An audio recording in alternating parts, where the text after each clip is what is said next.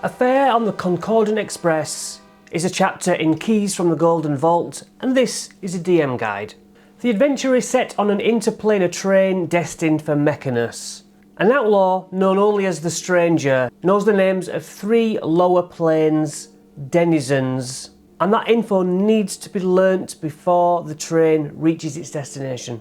The first step in this adventure comes with a free-thinking quadrone named Glitch. He'll hand the characters a blueprint of the train, along with a pen and a brass train ticket, which states that the train leaves in exactly 24 hours from now. On the dot, because cogs, mechanus, modrons. That's how they work. Precise. I love the fact that the DM gets to choose how many train cars are in this adventure, lengthening it to fit, shortening it to fit. So I'll go through them all and you can pick and choose, although 3 are set in stone. They get on at the back, known as the caboose, and then the front 2 is the engine and the jail car, which is where the Stranger is. The book even mentions that the actual artwork is wrong. It puts the jail car second from the back. It's actually second from the front because they start at the back and work to the climax, otherwise what's the point? So Glitch, the Modron, will plane shift the party to a field in the Outlands where they will board the train. I guess this is tricky if you don't know enough about the Outlands, the Gate Towns, Sigil, the Great Wheel. I mean, it kind of presumes you do, but all you need to know is it's a field and you're going to cross through realms. The train is really cool because it puts down a piece of track which has been carried from the back. So as it goes, hands pick up where it's been, quickly pass them to the front, it lays the next track down and so on. So it's creating its own track and can go up and alter angles at any point, so it doesn't worry about the landscapes. Maybe they'll get to see the spire up to Sigil from wherever they are in the Outlands. It's basically a massive spire which ends in some sort of a donut. They climb onto the caboose car and it's a ticket office. The rules of this adventure mean that they will be travelling from car to move forward, so they might need to make a dex save of 14 to fall prone rather than being tipped off the train. If they are tipped off the train in your game, the arms can catch them and redeploy them in the car behind. But that is after taking 33 bludgeoning damage from the mechanisms, etc. And they'll be unconscious, knocked out, and wake up in one of the empty jail cells. We get a guard table to populate the staff, along with wind effects for those epic train roof fights. As the train moves through the outer planes, you consult the table and add flavour to the scenery. Forgive my pronunciations. Acheron, an area of nationwide geometric stones. Elysium, heavenly riverbanks mainly. Mount Celestia, beautiful mountain. The 9 hells in Stygia. Bottomless ocean, covered by an ice sheet. Pandemonium, a windswept, rocky, tunnelled vista. Isgard, earthbergs which bump into each other.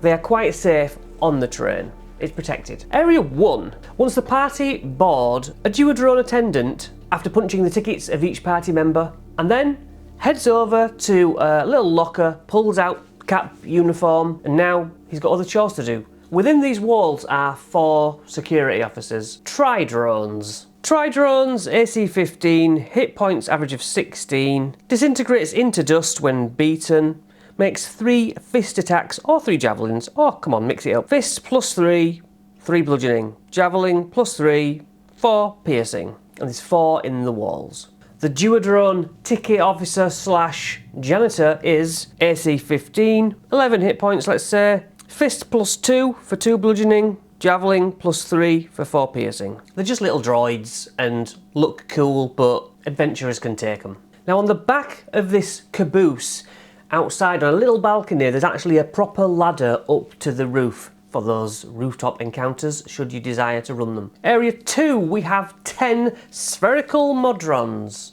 listening to a duodrone. Now these 10 monodrones are AC 15, only 5 health, can fly, +3 with a dagger for 3 piercing, +2 with a javelin, 3 piercing. poxy damage. So they listen to a duodrone with a wizard's hat on, and he's holding a wand. This is the math wizard, who will shout "calculate" to all 10 droids, answering any math problem put to them, providing it's not over 10 digits. So have a calculator ready for your players' questions. If the number exceeds that amount, they have an existential crisis and run around. The chalkboard behind the math wizard talks about the Great Modron March, which takes place every 289 years. No one fully knows exactly why. But we do know that's exactly how long it takes for the largest cog to turn fully in the grand cycle. And the Modrons will walk around in time with that cog, and that's how it takes 289 years, but we don't know why they do it. Now the equations on the chalkboard just read as nonsense, and reading it will cause a DC 25 Arcana check, doing 3 psychic damage and headaches. And there's also a mysterious equation table. In 3, this car is an aquarium filled with fish, and the water doesn't gush out because of magic. But the characters will drown if they spend a long time in here unable to breathe properly. There's a plug at the bottom of the car. In case of emergencies, DC 17 strength check. It takes 15 minutes to empty the car, and in this car is a statue holding a decanter, which isn't really a statue. If you harm the fish, if you take out the plug gets replaced by this statue that turns into a diva, who shouts at the characters for harming the fish or taking the plug out. And then it says the diva plane shifts once it's fixed the issue, but why? A diva is AC 17 with 136 health, can fly 90 feet, although doesn't really need to. Can cast Raise Dead, which comes in later. 2 mace attacks +8, 7 bludgeoning +18 radiant on average. Can grant health points to people, cure diseases, nice. And that pretty much covers the diva in this book. In car 4, there's an infernal war machine from Avernus, just parked here with this hose dripping acid burning through the cabin like xenomorph blood. Inside the machine are 6 invisible imps. Anyone who uses the hose does 9d8 damage to whoever is in the 30-foot cone. If they fail, a DC 12 dex save, or take half on a success. There's a potion of fire resistance in the glove box, which lasts 1 hour. In car 5, there's a model of the Great Wheel itself and a mote of light showing exactly where the train is in it. A ghostly Modron called Cosmo asks for a donation to go into the donation tube, and then he will give them a rundown of whichever area of the Great Wheel and planes they want information on. Jesus, thanks guys. That means we have to learn all about this, does it? Pull up D&D wiki, type in the area they're talking about and read off. Now I'm hoping to do some videos on this because I really want to dig into the planes and everything, because we just do adventures on this little spot and there's all this cool stuff I want to know. Area 6 is just a regular passenger car with a central corridor and separately doored cabins and toilets. Like in the Hogwarts Express, they have little rooms almost. So there's a toilet at either end and then 3 main cabins. There's a mind flayer kneeling over a seemingly dead body. He's got his collar turned up on his beige coat, little hat on, looks like a detective. He declares, "This is a crime scene." It sounds like so much fun. The dead one is an Asimar, a cartographer called Quintus Malvesh. The mind flayer is called Ignatius Inkblot. He knows the PCs had nothing to do with it, so they could help, or I guess just walk on through if they don't want to do this. Heads of other passengers peek out of these doors. One of them is the culprit responsible. So role-playing Ignatius is that of your favourite detective from TV.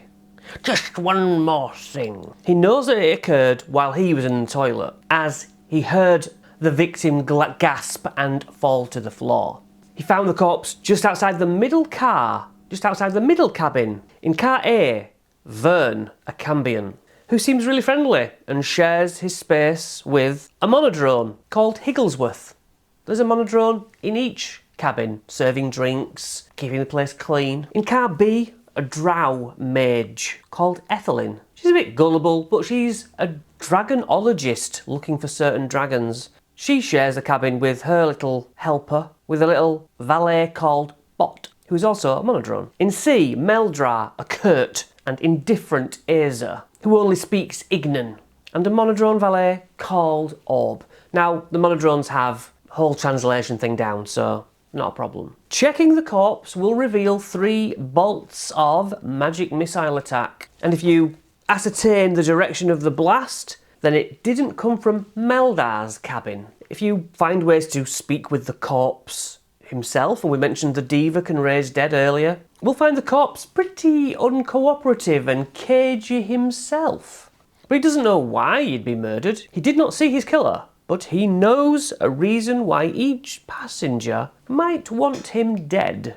Except the detective, of course, which makes him the prime suspect, if you ask me. So if we can cut to the chase, DMs. Vern the Cambion and the dead guy are con artists, racing to trick the same drow into a dodgy scam. The victim, Quintus, befriended the target first, and so Vern used his tinkering tools to reprogram the Modron to use a wand of magic missiles, kill his competition, hid the wand inside the Modron, programmed it to not allow anyone to look inside it. Higglesworth needs to be destroyed completely before the wand will fall out. So now we know that, how do we handle the cabin searches? Cabin A. There's a suitcase with 2 traveller's outfits, pretty normal. 3 dodgy looking compasses, they are fakes. Cheap knockoffs, and a set of incriminating tinkerer's tools, which is a piece of the puzzle, all belonging to Vern. Cabin B. Quintus's satchel himself has 2 sets of traveller's outfits, not uncommon. A set of cartographer's tools and a map case with fake maps in. Quintus had actually done a fake map for this drow, but as Quintus went to the toilet, that drow had heard tale of this map and decided to just steal it from his satchel, so she's in the wrong also, but she didn't kill Quintus. This stolen map is now in the drow's silver silk handbag, spider silk handbag, which Quintus allegedly gave to Ethelyn. There's a DC investigation check will cast doubt on that map being real at all. Cabin C, nothing incriminating in the cabin where the detective was with the fiery Azer. The monodrones, Bot and Orb, shrug over questioning, but Higglesworth points to himself because he's from a realm of order, a plane of law. However, as I said, his programming now won't allow his insides to be checked. So, thanks to Vern's tinkering, he'll fight to the death, while saying, yeah, I shot him.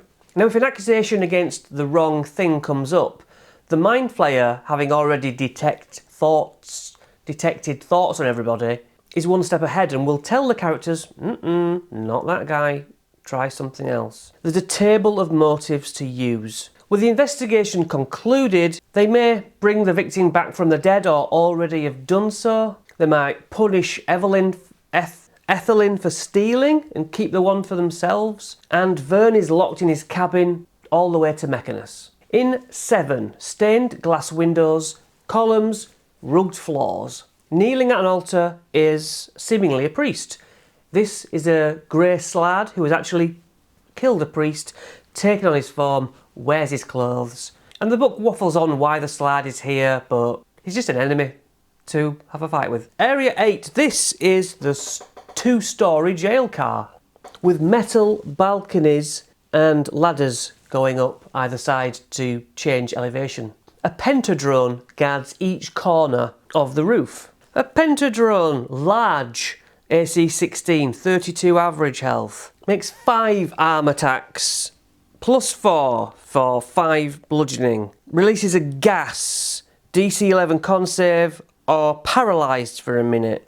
The skylight on top is the most obvious way in, but a stocky diva called Omid carries a glowing mace as a key to all the doors, which otherwise would actually require a knock spell. This is a jail car. Omid will ask their business. A deception of 17 can be made with advantage if they have fake IDs. A persuasion of 17 can convince Omid that this stranger guy is innocent and should be relieved and let free. Or you could play a game and have a bit of a deal. A bribe would work, but this game is better. In cell 1, there's a hostile Nikoloth who wants nothing more than to get out of this cell. He's known as Dardo, but the stranger knows his real name is, and then you say a maths equation, pi 3.1415, or E equals mc squared.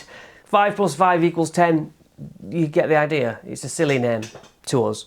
Dardo will try to escape though, that's the main thing he does. Nikoloth is large, AC 18, 123 average, can fly and has a good speed, has a few spells, makes 2 melee attacks, and can teleport before or after the attack. It's +9 on a claw, 12 slashing damage. You must succeed a DC 16 con save or take 5 slashing damage at the start of each of your turns because it's a fiendish wound which stays. Great axe +9 for 18 slashing and can teleport 60 feet whenever it wants. Cell 2 is empty, but any knocked out character falling off the edge can wake up here. Cell 3 just has a bench with a +2 Rod of the Pact Keeper. Warlocks get a +2 bonus to spell attacks and saves on their spells, plus they regain a spell slot if they burn an action between long rests. Cell 4, a friendly Erinese. I always called these Erinez,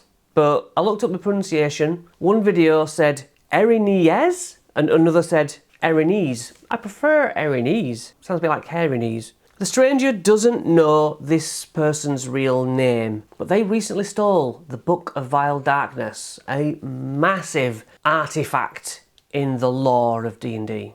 Cells 5 and 6 are empty. Cell 7, a monodrone janitor has locked himself in, the idiot. Cell 8, the stranger, looking all cool. Whistle, maybe smoking a bit of a cigarette. He wears a ring of mild shielding so they can't read his thoughts. He only wants to be free. He will give them the information they want once these damn painful shackles are off. Have the stranger say Carnead's real name. Girl. Urtox is Arloth Gothukar. Hexelthank's real name is Hurrah, Hurrah, Hurrah. We are given more true names in this table, if you need them. Cell 9. 2 monodrones shovel loot into a furnace while a shield guardian seems to guard this loot pile of fuel. A voice booms from the engine car itself. Faster, faster. A creature takes 10d10 fire damage from the excessive heat in this room. The only magical stuff that doesn't burn, or the loot that doesn't burn, are artifacts. So if you have a funny friend who throws something in of yours and it's an artifact, it doesn't get destroyed. The loot pile contains 3,500 gold, 6,000 silver pieces and 1,200 copper. There's 5 amethysts, a gilded mind flayer's skull, a silver horn of Valhalla, a suit of mithril chainmail armour, a potion of greater healing, and a silvered +3 greatsword, which can be theirs for the taking if they have a fight. You can have a reward appear from the mind flayer later. They have a magnifying glass worth 1,000 gold sent from him. Then you're as good as done.